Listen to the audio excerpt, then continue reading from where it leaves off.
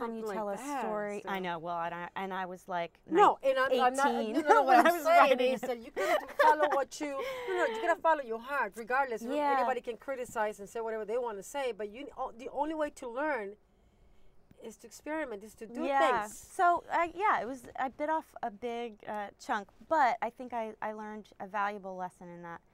Anytime you tell a story, you're framing. You know, you've got a perspective, and I think that's sort of one of the scary things about writing. But I also think it's a great thing too. I mean, to take ownership of the way you see, and everybody sees the world differently, and Self-discovery. yeah.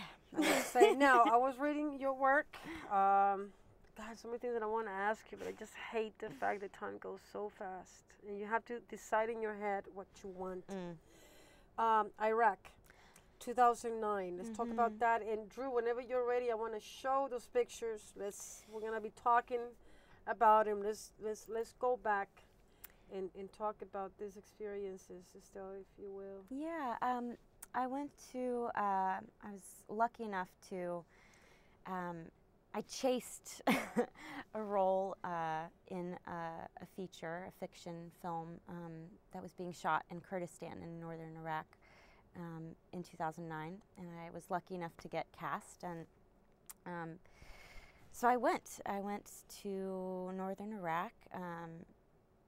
I landed in a sandstorm. Yeah. We were the last plane to fly into Erbil for like 3 days. And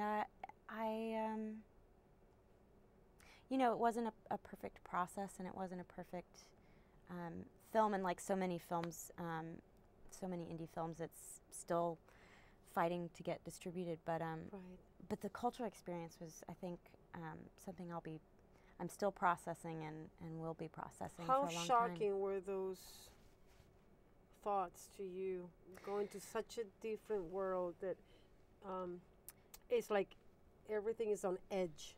There's something there that there was a tension for sure. Is that tension? Yeah, there was tension for sure. I mean, we were in in Kurdistan, which is where sort of we have somebody there. Is that okay? I'm just want to go back. Go back still. We do? We have no, I have a guy over there. For some reason, I thought he was part of the picture, but he's not.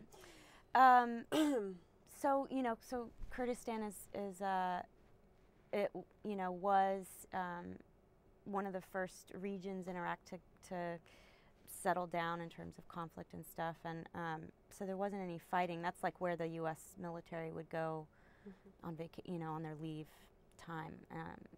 So I didn't see any fighting, and in fact, I think that might be one of the best parts of the experience. Like most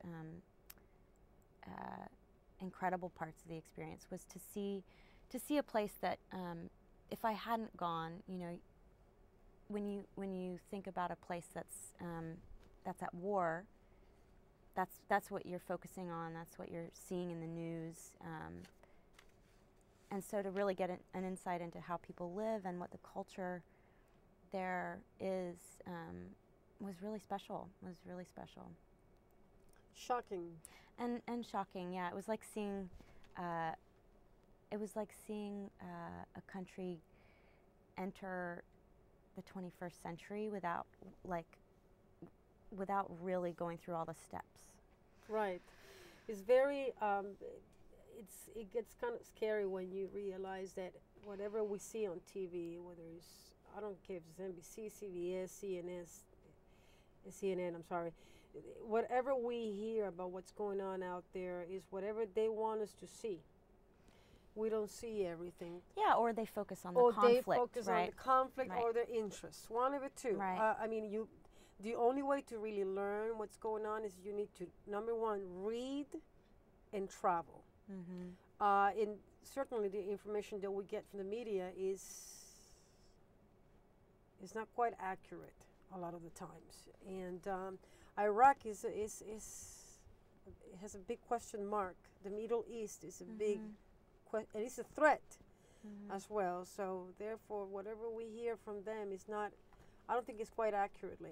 Even with Time Magazine, when I go through the articles and I see and I read what they write, still, you know, it's a lot of information that is not there. Yeah. So for you, I guess going, I would love to go to those places to see, you know. I felt really lucky. Yeah, you're and very blessed. Yeah, and I, you know, in some ways I was probably not the best candidate for collecting that kind of cultural information.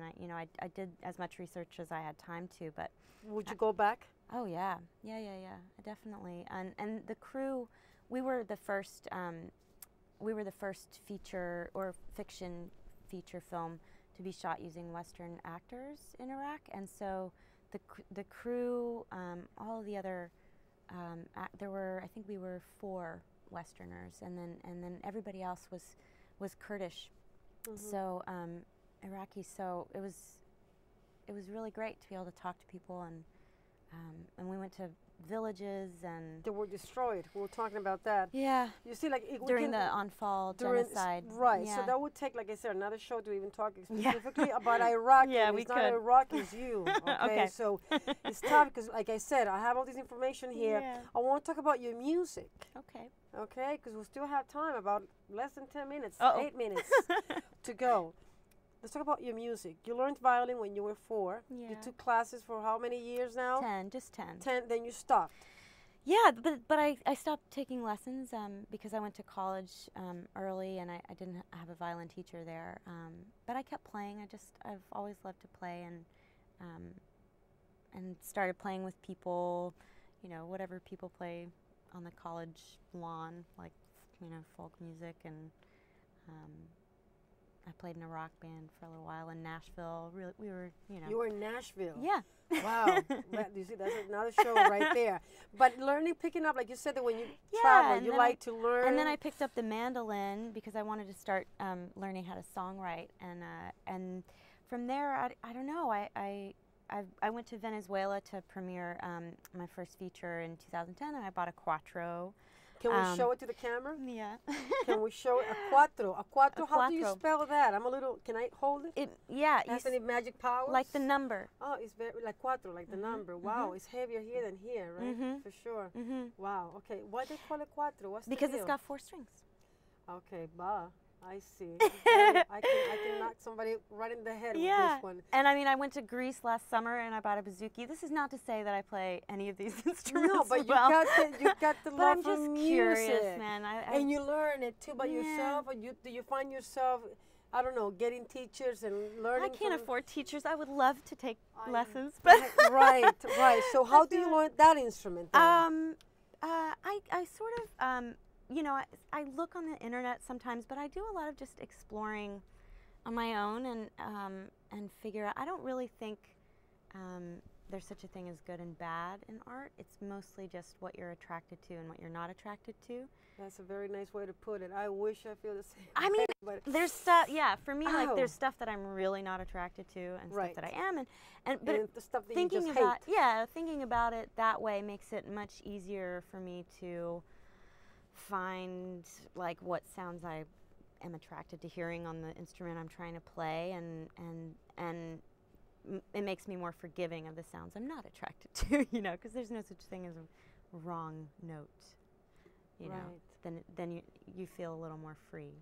So with that cuatro, you learned it. How do you learn it by yourself then? Just by myself. We got 3 minutes to go. Okay. Yeah. Enough time I want to hear you playing something. I'll make up a song about you, Sissy. Oh, but you have to tell me 3 things that you want in the song about yourself. Love, passion. You love piggies. I love piggies. We talk about that. Yeah. Okay. I don't care. I don't show it, and you can even play it now. So 2 more things. Oh, I don't know. Chocolate. I love chocolate, and I love movies. And I'm very passionate, but I don't know what you want to hear. Stuff that I like. Whatever you want to. Piggies, love, making love. Wow, I shouldn't say that, man. Oh, Drew, now we're blushing, man. You love just chocolate and piggies. You like also watching movies. You have really cute hair. Every time I see your hair, it's really cute. My hair on TV. I love I your don't have a hair. hair It's spa. amazing. I wish my hair did that. And it's like you're not even trying. Oh, God, And great. you wear glasses too, which I always wanted to do. For reading, basically. It's like face jewelry. Face jewelry, face jewelry, face jewelry. And you have roses in your ears, roses in your ears, and you have brown eyes. Hazel eyes. And you speak hazel eyes, and you speak Spanish and English. Oh, God. And what kind of movies do you like? What kind of movies do you like? Good films. Good stuff, still. I don't believe that stuff that you said that is not such a, what you said before, you said it so nicely.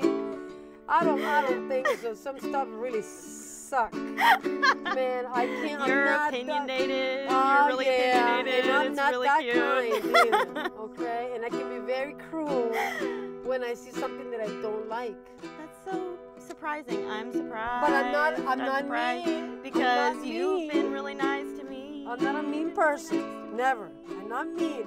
But like Charles said, I can be evil. I'm not. I'm very close to God, damn it.